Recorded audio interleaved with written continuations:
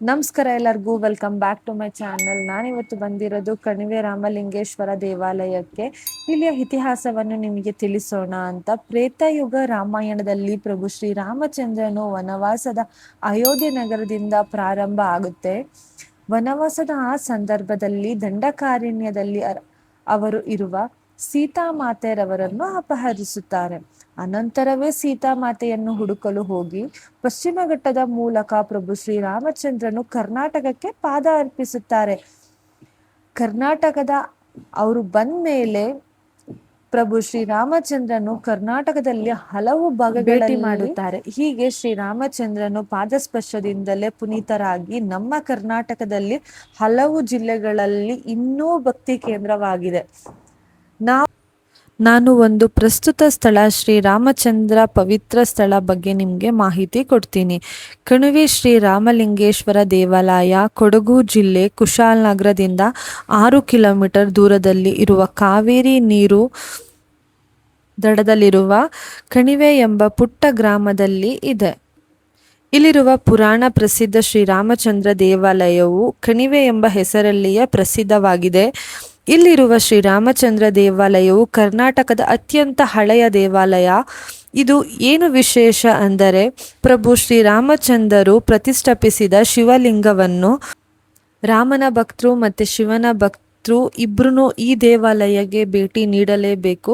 ದಕ್ಷಿಣ ಗಂಗೆ ಕಾವೇರಿ ಈ ನದಿಯ ದಂಡೆಯ ಮೇಲೆ ಇರುವ ಶ್ರೀರಾಮಚಂದ್ರ ದೇವಾಲಯವು ಚೋಳರ ಆಡಳಿತ ಕಾಲದಲ್ಲಿನೇ ಈ ದೇವಾಲಯವನ್ನು ಕಟ್ಟಲಾಗಿದೆ. ಸ್ಥಳ ಪುರಾಣ.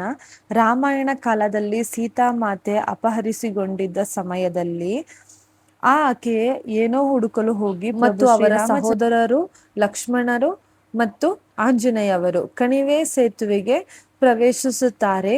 ಇಲ್ಲಿಯ ರಮಣೀಯ ದೃಶ್ಯವನ್ನು ನೋಡಿ ಕೆಲ ಸಮಯ ವಿಶ್ರಮಿಸಿ ಮತ್ತೆ ಪಯಣ ಶುರು ಮಾಡ್ತಾರೆ. ಹೀಗೆ ಪ್ರಭು ಶ್ರೀರಾಮಚಂದ್ರನು ಕಾವೇರಿ ನದಿ ದಂಡದಲ್ಲಿ ವಿಶ್ರಮಿಸುವಾಗ ಅಲ್ಲಿಗೆ ಋಷಿಗಳು ಭೇಟಿ ನೀಡ್ತಾರೆ.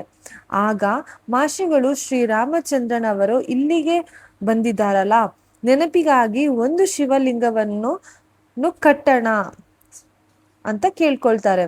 ಆ ಸಮಯದಲ್ಲಿ ಮಹರ್ಷಿಯ ಕೋರಿಕೆಗಾಗಿ ಪ್ರಭು ಶ್ರೀರಾಮಚಂದ್ರನು ಶಿವಲಿಂಗವನ್ನು ತರಲು ಆಂಜನೇಯನಿಗೆ ಹೇಳ್ತಾರೆ, ಕಳಿಸ್ತಾರೆ. ಆದರೆ ಆಂಜನೇಯ ಸ್ವಾಮಿಗೆ ಹೋಗಲಾಗದ ಕಾರಣ ಪ್ರಭು ಶ್ರೀರಾಮಚಂದ್ರನು ಮರಳಿಂದನೇ ಶಿವನನ್ನು ಮಾಡಿ ಅಲ್ಲಿಯೇ ಪ್ರತಿಷ್ಠಾಪನೆ ಮಾಡುತ್ತಾರೆ. ಮತ್ತೆ ಅವರೇ ಪೂಜೆ ಮಾಡ್ತಾರೆ. ಸ್ವತಃ ಶ್ರೀರಾಮಚಂದ್ರ ಪೂಜಿಸುವ ಈ ದೇವಾಲಯವನ್ನು ಆದ್ದರಿಂದನೇ ಶ್ರೀರಾಮಲಿಂಗೇಶ್ವರ ಎಂದು ಹೆಸರು ಬಂದಿದೆ. ರಾಮಲಿಂಗೇಶ್ವರ ಮರಳಿಂದ ಮಾಡಿರೋದ್ರಿಂದ ಮರಳು ಲಿಂಗ ಎಂದು ಕರೆಯುತ್ತಾರೆ.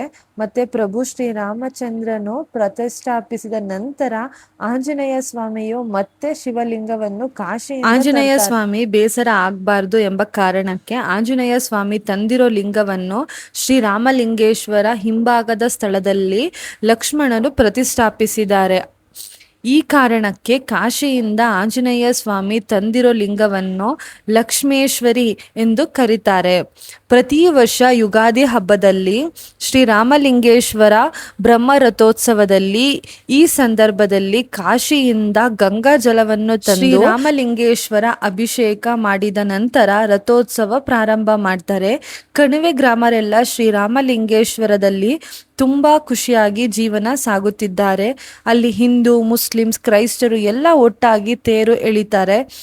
ಅಲ್ಲಿ ಇರೋ ರಥೋತ್ಸವ ಮಾಡಿದ ನಂತರ ಅದೇ ಒಂದು ದೊಡ್ಡ ವಿಶೇಷವಾಗಿ ಮಾಡ್ತಾರೆ. ಕಣಿವೆ ರಾಮಲಿಂಗೇಶ್ವರ ದೇವಾಲಯವು ತುಂಬ ಸುಂದರವಾಗಿದೆ. ದೇವಸ್ಥಾನ ಪಕ್ಕದಲ್ಲಿ ತೂಗು ಸೇತುವೆ ಇದೆ. ಕಾವೇರಿ ನೀರು ಹರಿತಾ ಇರುತ್ತೆ. ತುಂಬಾ ಸುಂದರವಾಗಿದೆ. ಮಡಿಕೇರಿಯಿಂದ 16 ಕಿಲೋಮೀಟರ್ಸ್, ಕುಶಾಲನಗರದಿಂದ 6 ಕಿಲೋಮೀಟರ್ ದೂರದಲ್ಲಿರುವ ಇದು ಒಂದು ಕರ್ನಾಟಕದ ವಿಶೇಷವಾದ ದೇವಾಲಯವು ಒಂದು. ಈ ವಿಡಿಯೋ ನಿಮಗೂ ಇಷ್ಟ ಆಗಿದೆ ಅಂತ ಅನ್ಕೊಳ್ತೀನಿ. ಇಷ್ಟ ಆಗಿದ್ರೆ ನನ್ನ ಚಾನಲ್ನ ಲೈಕ್ ಮಾಡಿ, ಶೇರ್ ಮಾಡಿ, ಸಬ್ಸ್ಕ್ರೈಬ್ ಮಾಡಿ. Thank you for watching.